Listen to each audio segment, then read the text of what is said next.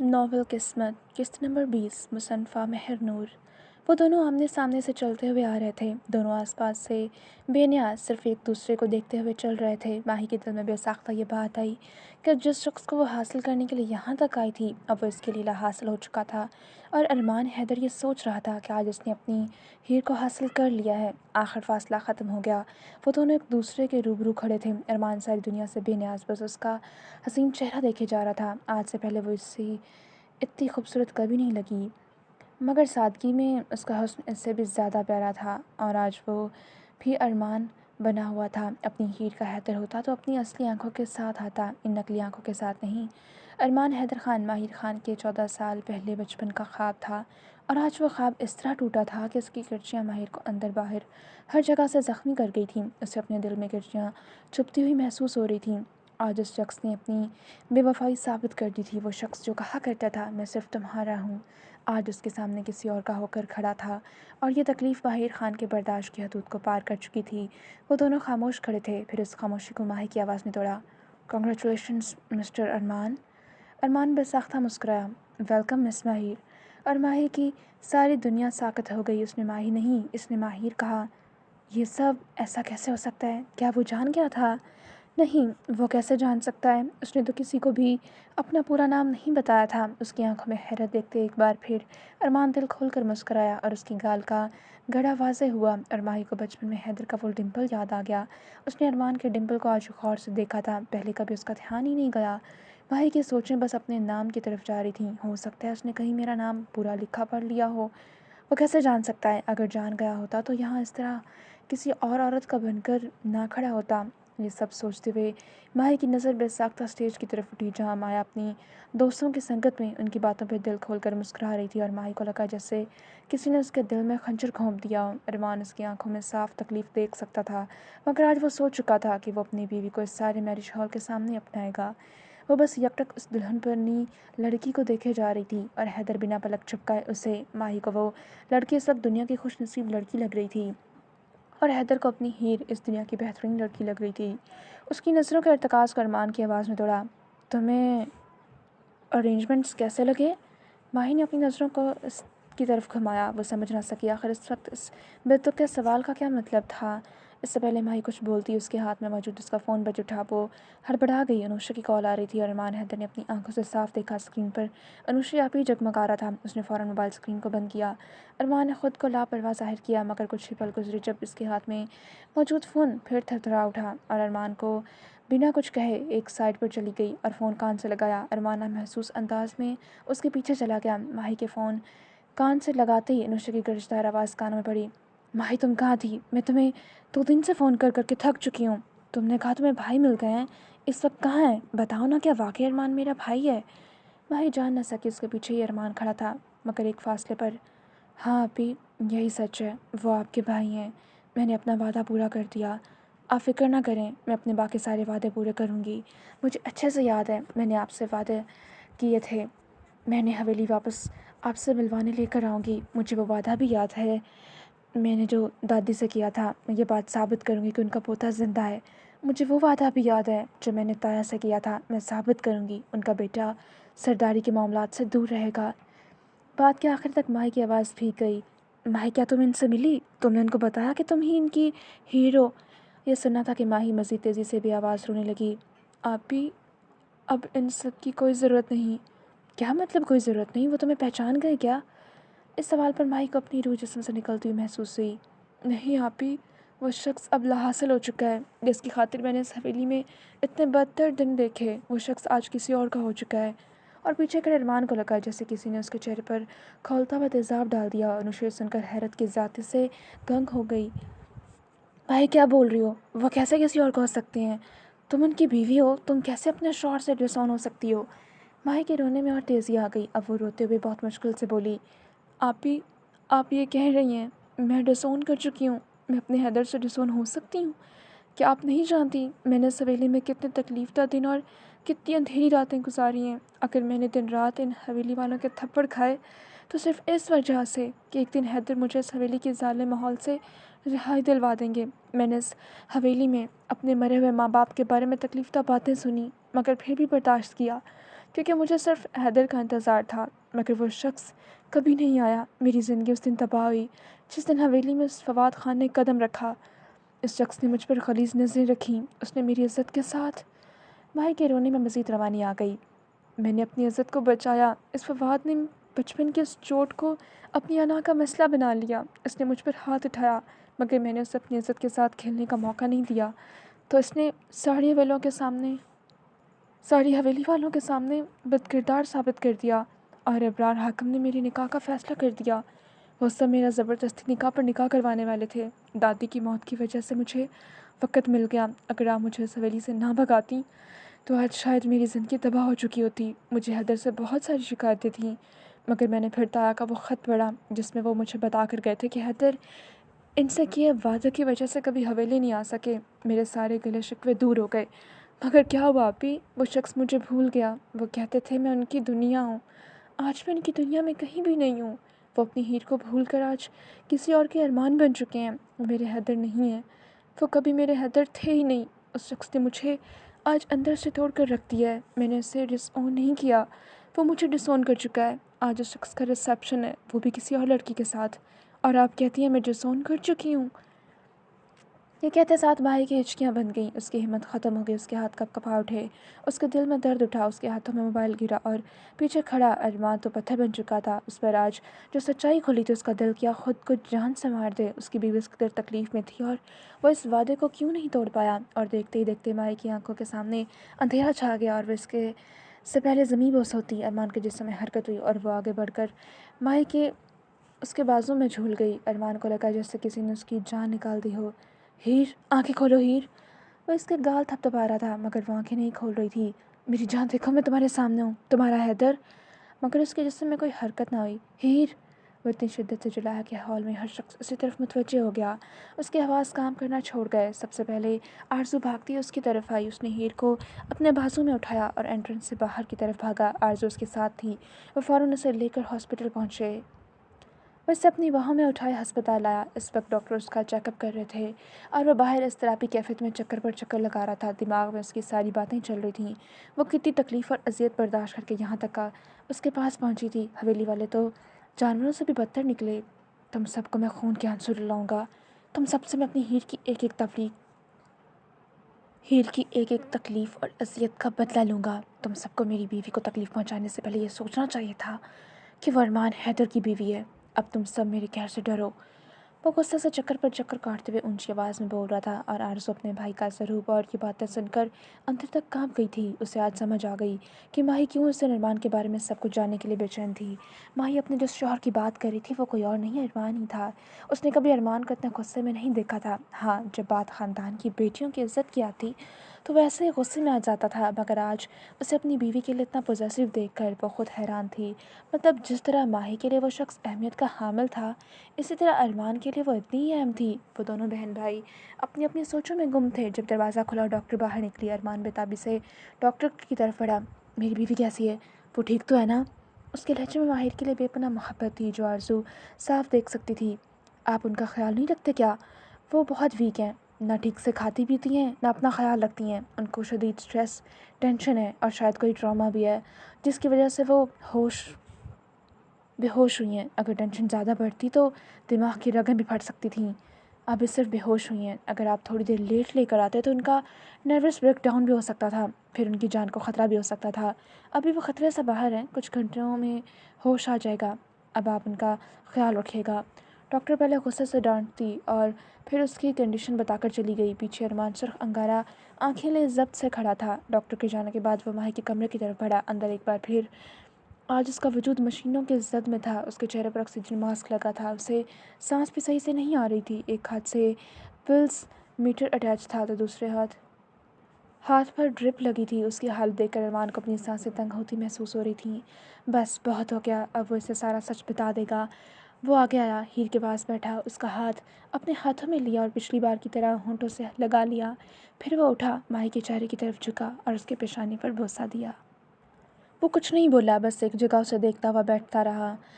कमरे के बाहर आरज़ू के हाथ में माही का मोबाइल बार बार बज रहा था। वो काफ़ी देर इन कॉल्स को इग्नोर करती रही, मगर उसकी हिम्मत बस हो गई। वो दरवाज़ा खोलती कमरे में आई। अरमान के जिस्म में कोई हरकत ना आई। वो आगे बढ़ी और मोबाइल अरमान के सामने रख दिया।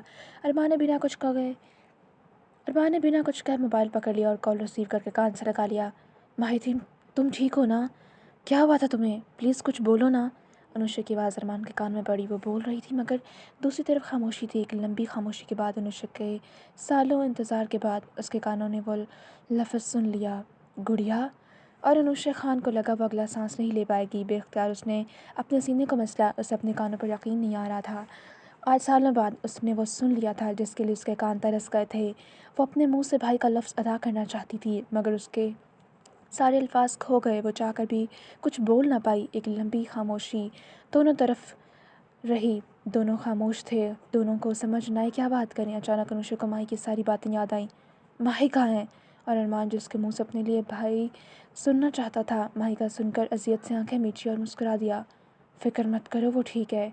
मैंने पूछा वो कहाँ है? अनुष्का के लहजे में गुस्सा था। अब के अरमान दिल खोलकर मुस्कुराया। उसकी बहन इससे खफा थी। मेरी आंखों के सामने है। अरमान ने अपनी नज़रें उठाकर माही के चेहरे की तरफ देखा। मुझे भी उससे बात करनी है, बात करवाएं। अब के लहजे में हुक्म शामिल था। उसकी बहन बिल्कुल वैसी ही थी जैसी बचपन में हुआ करती थी। वो भी बात नहीं कर सकती। अनुष्का की छोटी हिस्स कुछ बहुत बुरा होने का कह रही थी। क्या क्या किया आपने उसके साथ? आपको अंदाज़ा भी है उसने आपकी खातिर कितना कुछ बर्दाश्त किया इस हवेली में, और आपने वहाँ दूसरी शादी कर ली? ऐसा कैसे कर सकते हैं आप? ये लोग उसका ज़बरदस्ती निकाह करवा रहे थे। इतनी मुश्किलों से मैंने उसे इस हवेली से निकाला, और आपने किसी और से शादी कर ली। वो सारी तकलीफ़ों का सुनते अरमान की आंखों में दोबारा खून उतरा। तुम्हें लगता है हैदर अपनी हीर को भूल सकता है? हैदर खान सांस लेना तो भूल सकता है, मगर अपनी प्रिंसेस को नहीं। मैंने कोई शादी नहीं की। फिर यूनिवर्सिटी की मूवी का प्रोजेक्ट था जिसमें मैं हीरो का रोल अदा कर रहा था। हीर समझी वो हकीकत है। अफसोस तुम दोनों ने मुझ पर इतना ही भरोसा था बस। यह सब सुनकर कुछ पल तो अनुष्का बोल ना पाई। वो जानती थी ना ही हैदर झूठ बोलता है ना हीर। मतलब वो दोनों अपनी अपनी जगह सच्चे थे। भरोसे की बात आप कर रहे हैं। जानते हैं इस हवेली में हम दोनों ने आपका कितना इंतज़ार किया, मगर आप नहीं आए। माही तो फिर भी इस हवेली से निकल गई, और मेरा क्या? क्या आपको कभी मेरी याद नहीं आई? आप भूल गए आपकी एक बहन गांव के एक हवेली में बैठी नज़रें दरवाजे पर निकाए टिकाए आपका इंतज़ार कर रही होगी? आप भूल गए कि आपके किसी के भाई थे? क्यों किया आपने ऐसा? अब अनुष्का रोने के साथ चीख उठी। अरमान के दिल में झन सा कुछ टूटा। मैं इस हवेली में पागल हो रही हूँ। यह मेरा कोई अपना नहीं है। पहले माँ बाप ने पैदा होते ही बड़े भाई की झोली में डाल दिया। इन लोगों की सियासतें ख़त्म नहीं होती। कोई नहीं जानता मैं अंदर से किस तरह मर रही हूँ। क्यों किया आपने ऐसा भाई? आखिर में अनुष्का हिचकियों के साथ रो दी। वो वाकई अंदर से मर रही थी। गुड़िया मेरी जान, मैं हूँ ना तुम्हारा अपना। आई प्रॉमिस मैं बहुत जल्द आऊँगा। तुम्हें इस हवेली से लेकर जाऊँगा। मैंने तुम्हें बहुत तकलीफ़ें दी हैं, इसके लिए मैं कान पकड़ कर तुम्हारे सामने माफ़ी मांगूंगा।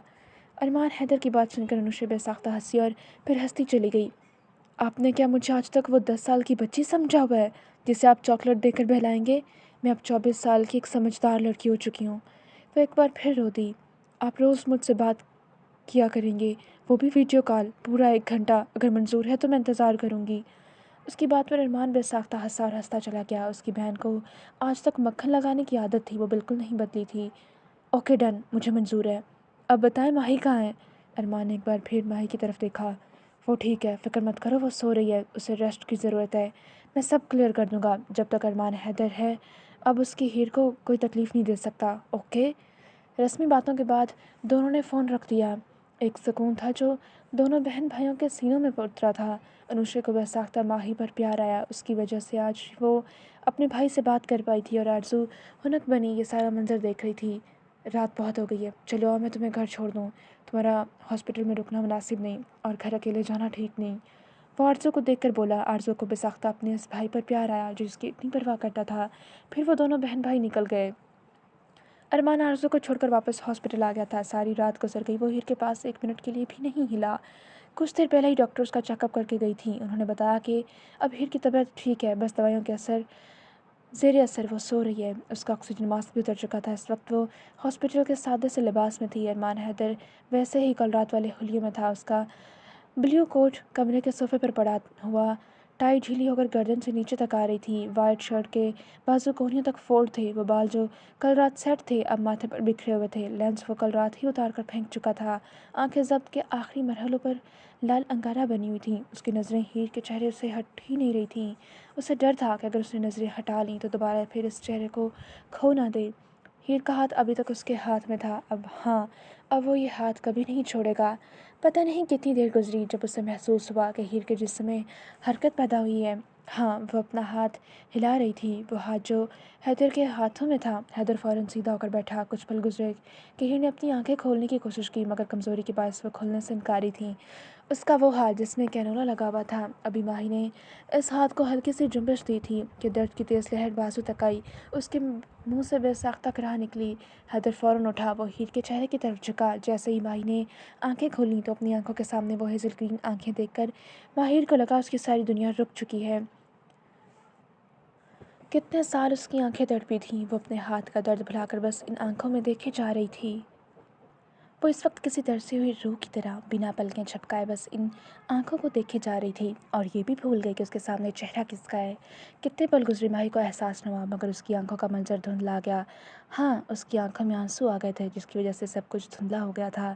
इन आंखों में वही एहसास था, वही फिक्र थी, वही शनासाई थी, वही मोहब्बत थी जो 14 साल पहले हैदर की आंखों में होती थी। इन आंखों में ये सब देखने के लिए ही तो माही तरस गई थी। अरमान हैदर ने बहुत प्यार से पूछा, तुम्हारी तबीयत ठीक है ना अब?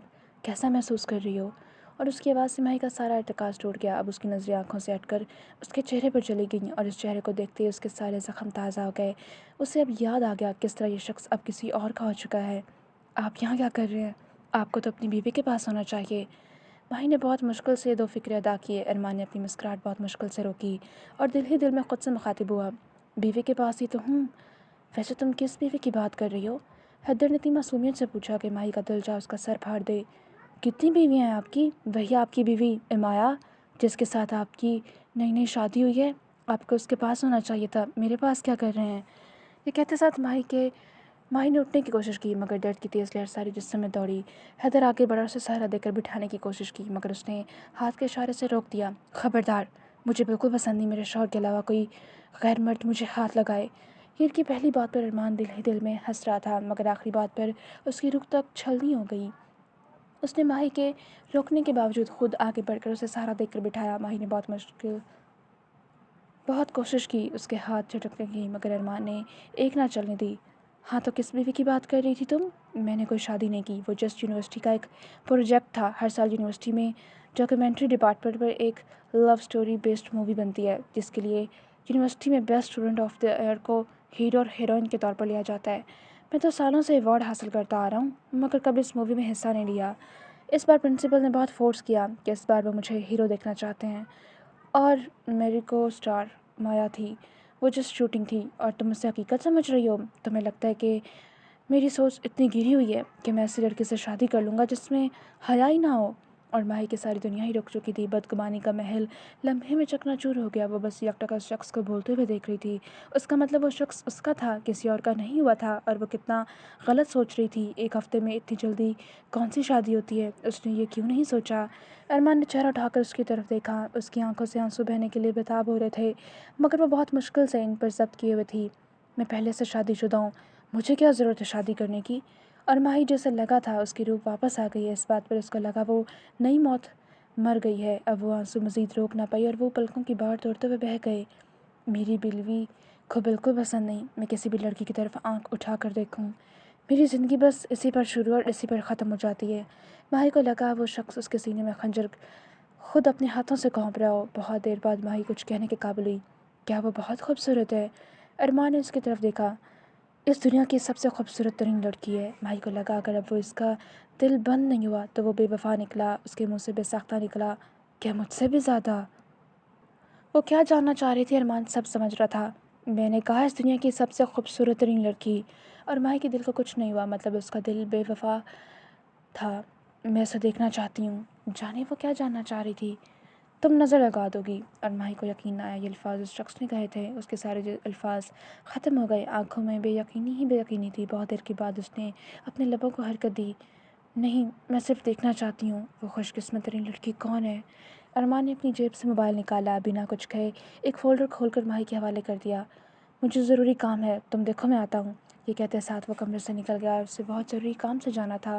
کچھ دیر پہلے اسے کال آئی تھی اور ماہی نے کانپتے ہاتھوں سے موبائل کا رخ اپنی طرف دیکھا۔ اس کا دل بہت زور سے دھڑک رہا تھا۔ وہ جو کچھ پلوں کے لیے خوش ہوئی تھی کہ مایا نے اس کی زندگی تباہ نہیں کی، اب اس کی زندگی نئے طریقے سے تباہ ہو رہی تھی۔